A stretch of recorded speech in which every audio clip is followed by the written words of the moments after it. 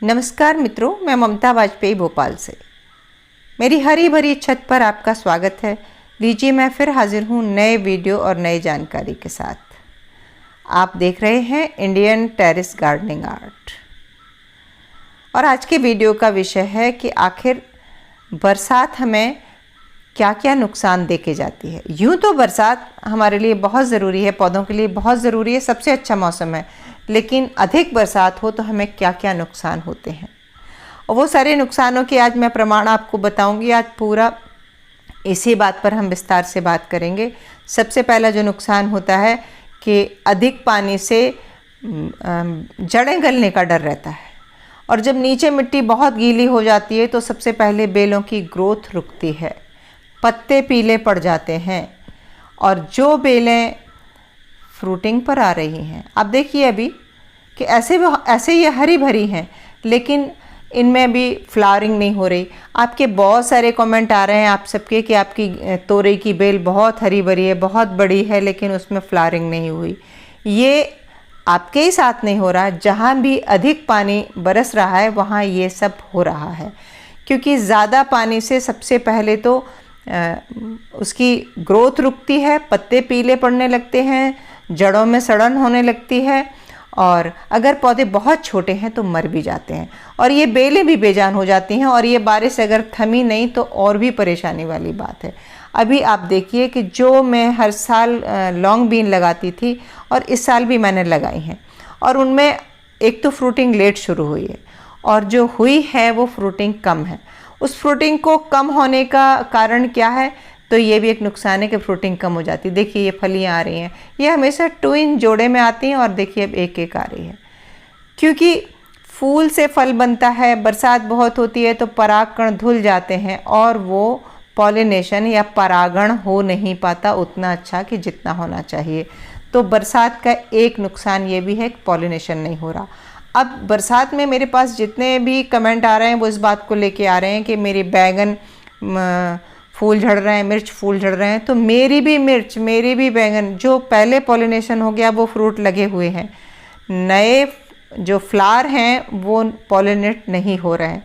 तो तेज़ बारिश में आपका ये होता है कि पॉलिनेशन रुक जाता है। इसके अलावा जब धूप नहीं निकलती तो पौधे की जो पत्तियां हैं वो अपनी खाना प्रॉपर नहीं बना पाती, क्योंकि सनलाइट की प्रेजेंस में क्लोरोफिल के थ्रू पत्तियां खाना बनाती हैं।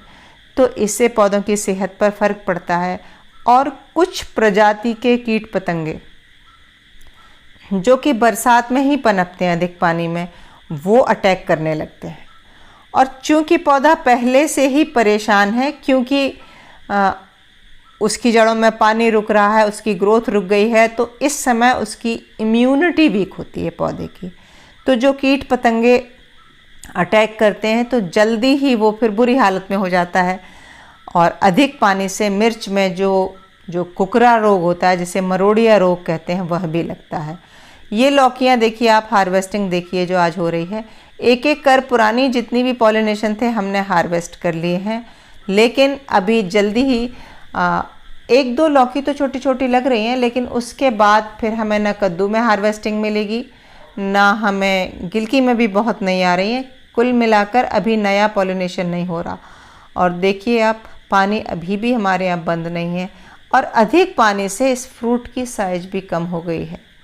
और कई बार ये भी होता है कि अधिक पानी में फल भी गल जाता है।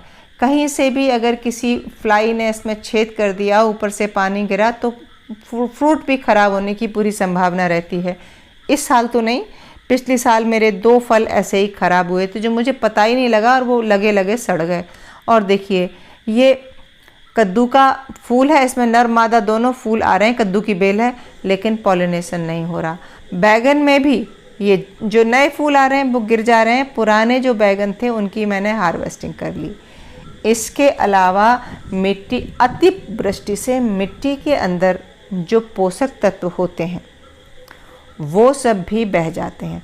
तो आपको करना क्या है, हम बरसात को तो नहीं रोक सकते, लेकिन जैसे ही बरसात थमेगी हमें सबसे पहले मिट्टी को अगर हो सकता है थोड़ा उलट पलट दें, और अगर पॉली बैग में लगा है तो उनके होल बहुत बढ़ा दें ताकि जड़ों को ऑक्सीजन मिले, ऐसा कुछ उपाय करें। अगर हमारे ये जो चाय के पैकेट और इसमें जो मैं मिर्ची लगाती हूँ तो इनमें बहुत सारे छेद कर दो ताकि छेदों के थ्रू हवा जाए, ऑक्सीजन जाए और पौधे को उसकी खुराक, उसकी जड़ों को थोड़ी राहत मिले और जल्दी ही वो अपने पुराने स्वभाव में आ जाए। जो पौधे बहुत घने रखे हैं उन्हें उठा के दूर दूर कर दें ताकि उनके आसपास हवा का संचरण अच्छा हो।